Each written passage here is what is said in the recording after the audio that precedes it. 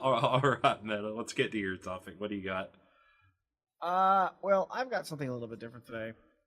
I've got a movie that I saw, and I actually think I talked about this in kind of our 2017 video, the podcast, not the video, the podcast that we just did like a week ago. But I want to actually talk about Shin Godzilla because I think it warrants that kind of attention. First off, I wanted to say right off the bat, Lily forced you to watch it, didn't she? Yeah, she tied forced me you to down. watch it, tied me She's like, down. You're gonna watch some kaiju movies. And I was like, no, Lily, I don't want to be tainted by your kaiju movies. But she was like, it's too late. Whoa. She was like, oh my wow. She's like, oh my wow, Shinderu. So, and then I exploded. Yeah. So we watched the movie. For those of you who didn't hear the podcast, we actually watched the movie over just before the year was over. We watched it during our New Year's party, and right after that, I just want to say the movie is amazing.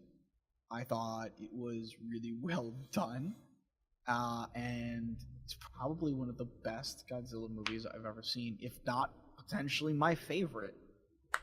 Okay. It's like, because I've seen some of the other Godzilla movies. I'm not as big as Lily by any means. Like I'm nowhere even close. Yeah, I'm not really either. But I've seen enough of them, and Lily's kind of helped explain some of like the stuff that goes into them, and explaining like why Godzilla this and this set of series, and then why Godzilla this and this set of series and whatnot. So it kind of explains some stuff. And originally, one of my favorites had been, I think it was Godzilla Final Wars, if only because I really loved the American in that movie. He was completely badass and like stereotypically amazing. It was glorious. It was fantastic. And the cheese in the movie was just fantastic too. So I loved it. But what? Is this like a new Godzilla sort of? Like this doesn't build upon the previous Godzilla movies? It's because I'm looking at this, and this Godzilla looks completely different from Godzilla in the past. Yeah, he's different. Like the idea is that, as far as I can tell, this Godzilla is like it's a full. I guess the idea would be like it's a reboot, it's a retelling, or just like an AU or something.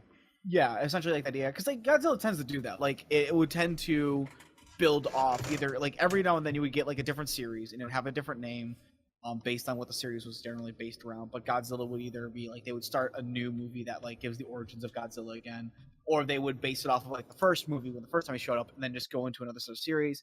There wasn't always like, oh, it's not a very linear line. It's not even a set of linear lines sometimes. But this one decided to do a completely just, this is Godzilla from the start, and they did a new way of it. And yeah, because this one looks like it really looks like a mutant or something. Like he's glowing and like like sinewy and. When Godzilla first shows up, you don't. I don't want to ruin it because that's so much like a part of what it is, but you know what you're gonna get. When Godzilla first shows up, you don't fully recognize him. Like it's the way they show it is that Godzilla is a very different beast than this one. It is no longer just like, this is Godzilla, this is what he looks like, this is what he's about, and then that's it. Godzilla is very different in this one. He actually has a lot more to him than just being, this is Godzilla.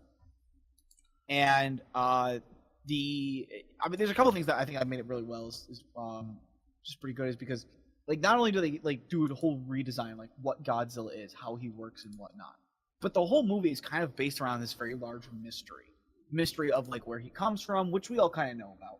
The mystery of like why he's the way he is in the series. The mystery of them learning things, trying to explain it. The whole majority of the movie is generally them trying to figure out what the hell this thing is and why is it able to do what it's able to do. Holy shit! It's directed by Hideaki Anno. Yes. That's the other thing. What does that mean for people who don't know what that means? He's the director of Neon Genesis Evangelion. And a couple of other shows for Gainax back in the day. That explains why it's super weird. Yeah.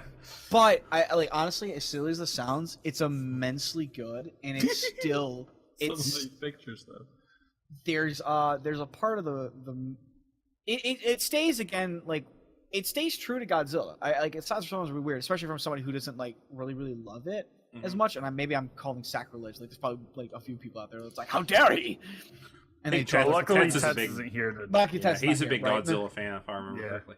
Yeah, it's yeah. You know, actually though, I don't think he's been able to see it yet, so it would really kind of suck to talk about this without him really seeing it. But he's not here. Unfortunately. But like the movie actually stays close to it. It does tend to do what it generally does. It's generally got a message about something within the world that's going on or is a current state of affair for Japan, because Godzilla has generally always been focused on Japan. And they stay true to that kind of message where they talk about something that is actually an issue within Japan right now, or something that's been a problem. And it's kind of topical in that way, but it's never the main focus, but it is a key note of it. Godzilla is always impressive. Yeah, I mean, a lot of art can be a symbol of the times. It's hard to get away from that. Yeah, exactly. And this is no different from it, but it does a very good job of mingling it in with things. Showing what's going on and the like. The dubbing for it, I want to say this right from the bat, was a big surprise. It's dubbed by Funimation. I didn't even know they dubbed live action. I didn't know either, but apparently they do, and they dubbed this. And do they use anime voice actors? Yes, they do. Interesting. Yes, and I'll be freaking honest, it's really good. I was really impressed. I mean, like the pacing, the characters, they're all really interesting to watch. Which, by the way, the pacing in this movie, you hit the ground running and you do not stop. It is constantly moving forward at very fast speeds. There's times where it will skip months. And the only reason you know it skipped months is because they make you aware that they're working on a project or something that's going to take time. And then suddenly, a few scenes later, they'll be like, all right, we finally got the results in on it. Here's what it is. And it's like, okay, I guess we just skip forward.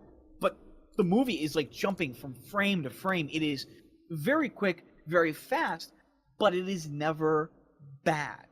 At least to a level that you're like, oh, this is pulling me out of the movie.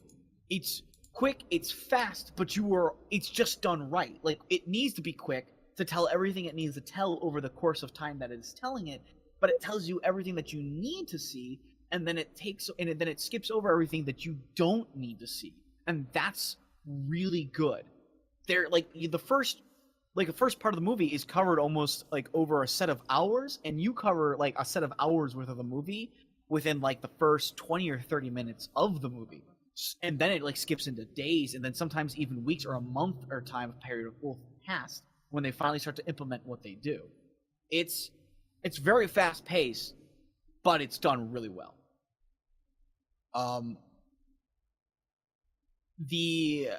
Unfortunately, I don't know much about like behind the scenes of it. I really didn't look into that. I was more interested in the movie itself, so I don't have much to share in that area. But I would say that the camera angles were used wonderfully. There is never a shot that really feels out of place.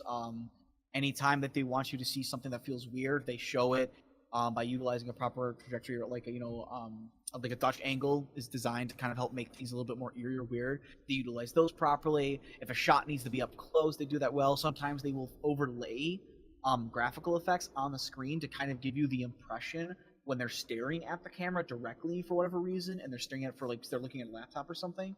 They'll do stuff like that. There's a lot of interesting things that they try to do. Sometimes it's okay. Sometimes it doesn't always fully pan out, I think, the way they want it to. But it's interesting nonetheless. The whole movie is just really well done. And Godzilla, by the way, I want to make this very clear. Even though, like, in this world of full-on CG where everything just has to be CGI'd, Godzilla is not full-on CG. And it's very refreshing. Yes. Yes. It's very refreshing, but I will say this. It's nice to know there's just a dude in a suit. I don't actually think it's a dude in a suit in this one. Oh. It's not a dude in a suit anymore. They got rid of that. A lot of parts of him are CG, but they use like a lot of model more so than actual person in a suit. I will say this, it doesn't matter. it looks amazing. It's insanely awesome, and this is not your mama's Godzilla, so he looks fantastic. I mean, just I don't want to give anything away, but I mean, when you see Godzilla's like, whoa. So Lily really likes Godzilla. Is that safe to say? Yes, she does. How does this rate for her?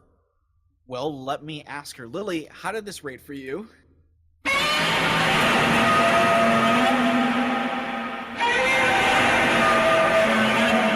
Holy moly. I will state that the one thing that you might need to look up when you watch the movie, there is something you will likely need to look up, and that is kind of how it ends. And it goes into deeper somebody actually gives a wonderful explanation of why it ends the way it does. And I'm not gonna nobody has to worry about there's some crazy twist or something at the end. There isn't. There's no crazy wacky twist that I'm spoiling here. There's just something. It's very interesting, what they do with the story and how it kind of sums up everything. I mean, they don't kill everyone, right? Except 2 people. No, not everybody dies. Okay. I mean, that would be a hell of a twist, actually, for a Godzilla movie.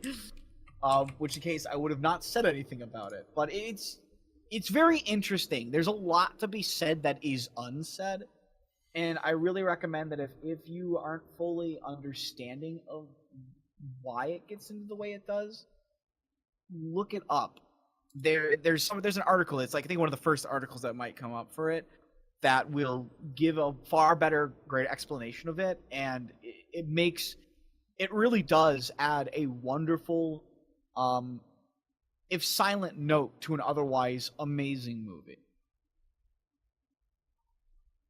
So, I hands down recommend to anybody that if you are a lover of Godzilla, watch this.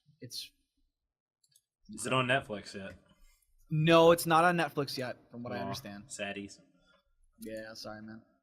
But it is out. You can get it anywhere within America that sells it. You can rent it online. It looks like it's $4 from YouTube or Google Play.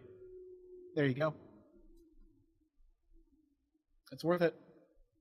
I promise it is. All right, sweet. We'll check it out eventually.